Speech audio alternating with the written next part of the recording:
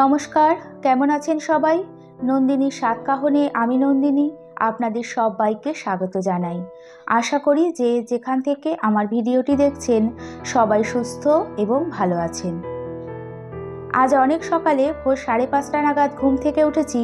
2-3 দিন ধরে ঘর বাড়ি ঠিক মনের মতো পরিষ্কার করা হয়নি, কারণ মেয়ের পরীক্ষার জন্য ঝটপট করে ঘরের কাজ, রান্না, পুজো সব কমপ্লিট করে 8:30টার মধ্যে বেরিয়ে পড়েছিলাম।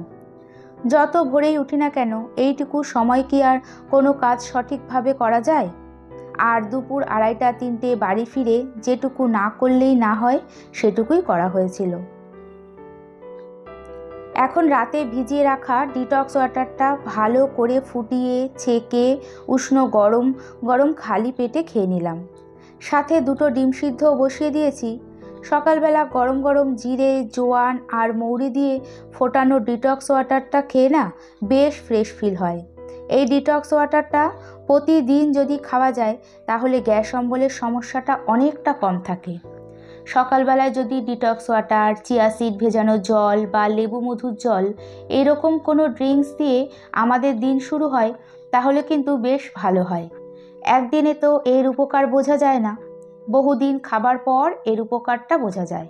কিছু ড্রিঙ্কস আবার যেমন ওয়েট লসেও সাহায্য করে।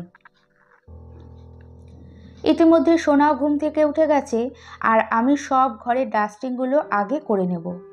ঘর বাড়ি অগোছালো থাকলে না আমার একদমই ভালো লাগে না। সব কিছু মনে হয় যতক্ষণে ক্লিন না করে রাখবো মাথার মধ্যে চিন্তা ঘুরতে থাকে।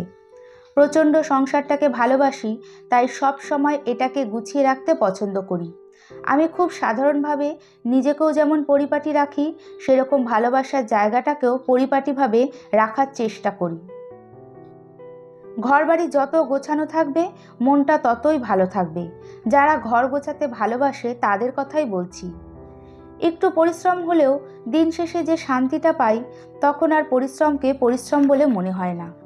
তাই আমি অল টাইম চেষ্টা করি আমার যা আছে, যেটুকু আছে সেটুকুই নিট এবং ক্লিনভাবে রাখার। ঘরবাড়ি যত নিট অ্যান্ড ক্লিন থাকে ততই কিন্তু পজিটিভিটি কাজ করে।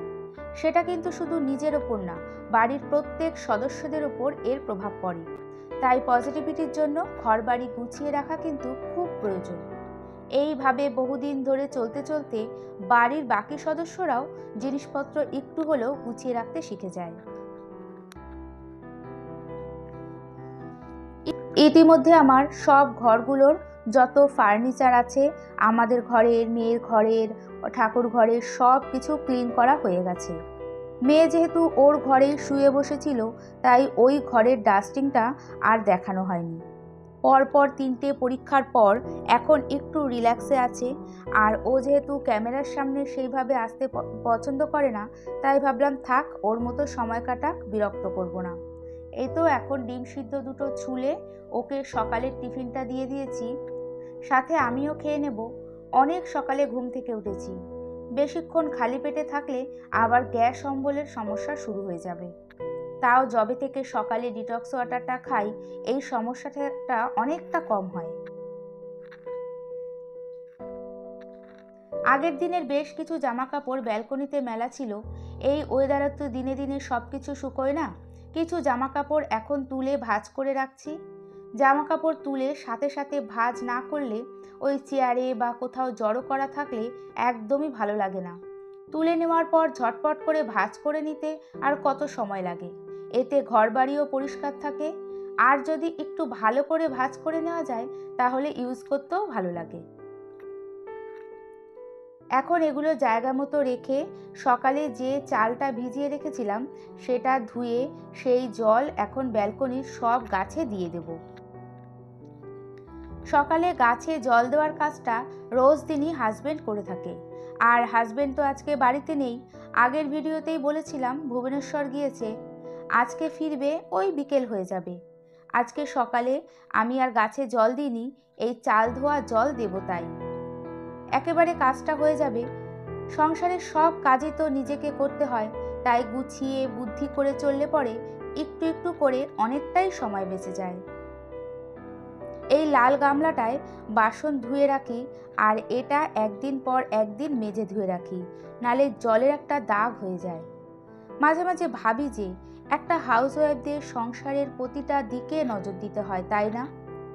আর যেদিকে নজর দেব না সেই দিকটাই পড়ে থাকবে। যতটা এফোর্ট আমরা হাউসওয়াইফরা একটা সংসারের পিছনে দিই, মনে হয় না কোনো জবে এতটা এফোর্ট দিতে হয়। যাই হোক, সংসার গোছাতে তো প্রচণ্ড ভালোবাসি। আর এখন মেয়েরও স্কুল লাইফটা শেষ হয়ে গেছে, ও বড় হয়ে গেছে, হাজব্যান্ডও অফিসে বেরিয়ে যায়, ঘরে যাবতীয় কাজ করে অনেকটা সময় হাতে থাকে। তাই ভাবলাম ঘরে বসে যদি কিছু করা যায়, ঘরের অতি সাধারণ কাজগুলো যদি আমি ভিডিওর আকারে শেয়ার করি, তাতে ক্ষতি কী? তারপরে হাজবেন্ড আর মেয়ে দুজনকেই মনের কথা জানাই, আর তাদের মত নিয়েই এই চ্যানেলটা খোলা। তবে প্রথমে কিছুই জানতাম না, বেশিরভাগ জিনিস মেয়ের কাছ থেকেই শেখা। ও যদি পুরোপুরি আমাকে সাহায্য না করতো, তাহলে হয়তো কোনো দিনই এই প্ল্যাটফর্মে আসা হতো না। যে কোনো কাজ করতে গেলে না, সে বাইরে হোক বা ঘরে, পরিবারের সাপোর্টটা খুব বেশি প্রয়োজন। আর এই সাপোর্টটা যদি পাওয়া যায় না, তাহলে কোনো বাধাই আপনাকে থামিয়ে রাখতে পারবে না। এই জন্য ঠাকুরের কাছে আমি সত্যিই কৃতজ্ঞ। এখন ঘরগুলো সব ভালো করে ঝাড় দিয়ে একটু বেশ সময় নিয়ে ঘরগুলো মুছে নেব। এরই সাথে ভিডিওটি দেখতে দেখতে যদি ভালো লেগে থাকে, তাহলে একটা ছোট্ট লাইক এবং সাবস্ক্রাইবও করে নিতে পারেন। আর কাজ দুটি যদি আপনি অলরেডি করে থাকেন, তাহলে আপনাকে অসংখ্য ধন্যবাদ। চাইলে বেল বাটন অপশনটিও ক্লিক করে রাখতে পারেন। এতে ভিডিওর নোটিফিকেশন খুব তাড়াতাড়ি আপনার কাছে পৌঁছে যাবে, আর সময় সুযোগ বুঝে দেখে নিতে পারবেন।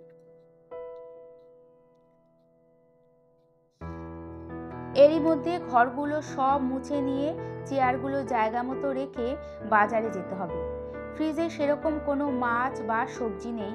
হাজবেন্ড 3 দিন ধরে বাড়িতে নেই, আর আমিও মেয়েকে নিয়ে একটু ব্যস্ত ছিলাম, তাই বাজারটা করতে পারিনি।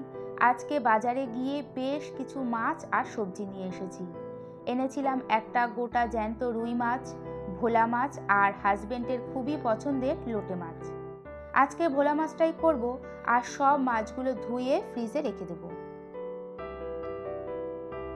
কাজগুলো করতে করতে আগের দিনের ভিডিওর কিছু কমেন্টস পড়ে নিচ্ছি। ইউজার BR6C থেকে লিখেছেন, আপনার ভিডিওগুলো দেখতে সত্যি খুব বাস্তবায়িত মনে হয়। থ্যাংক ইউ ভিডিওটা পুরো দেখে কমেন্টস করার জন্য। ফারজানা রিনু লিখেছেন, আজ প্রথম দেখলাম, ভালো লাগলো ঢাকা বাংলাদেশ থেকে, অনেক ধন্যবাদ আপনাকে। মৌমিতা দেব লিখেছেন, আমার খুব ভালো লাগে আপনার ব্লগ, থ্যাংক ইউ, এভাবেই পাশে থাকবেন। ফান ড্রয়িং বাই বাপ্পি থেকে লিখেছেন, খুব খুব খুব ভালো লাগলো ভিডিও। জানো নন্দিনী, আমি 12 সালে একবার ছাদ থেকে তাড়াহুড়ো করে নামতে গিয়ে সিঁড়িতে পড়ে গিয়েছিলাম। তারপর ডাক্তার দেখালাম, কিন্তু আস্তে আস্তে আবার সেই ব্যথা অনুভব করছি। আমার ডাক্তার দেখালাম, আবার ফিজিওথেরাপি দিয়েছে, সেটাও করলাম, কিন্তু ডাক্তার বলেছেন যতদিন বেঁচে থাকবেন ততদিন এই ব্যায়াম করে যেতে হবে।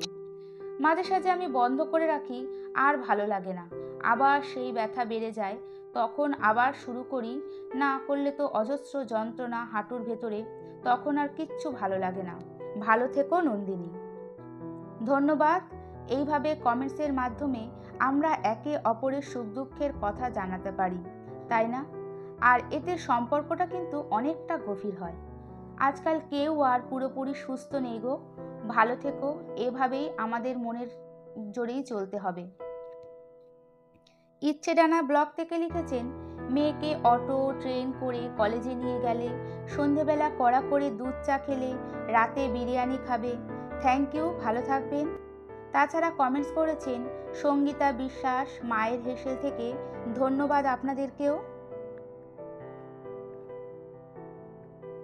এখন এই তো সোনাকে একটু বেশি করে মৌসম্বি লেবুর রস দেব, আর আমিও অল্প করে খেয়ে রান্নাঘরের বাকি কাজগুলো করে নেব। গ্যাস ওভেনটা ভালো করে মুছে সব বাসনগুলো মেজে ধুয়ে জায়গা মতো গুছিয়ে রেখে স্নানে যাওয়ার আগে ওয়াশ বেসিনটা একটু ভালো করে পরিষ্কার করে নিচ্ছি। সত্যি কথা বলতে তাড়াহুড়োর মধ্যে না 2 দিন পরিষ্কার করা হয়নি। এরই সাথে আজকের ভিডিওটি এখানেই শেষ করছি। আবারও দেখা হবে এই আশা নিয়ে। এতক্ষণ আমার সাথে থাকার জন্য অসংখ্য ধন্যবাদ।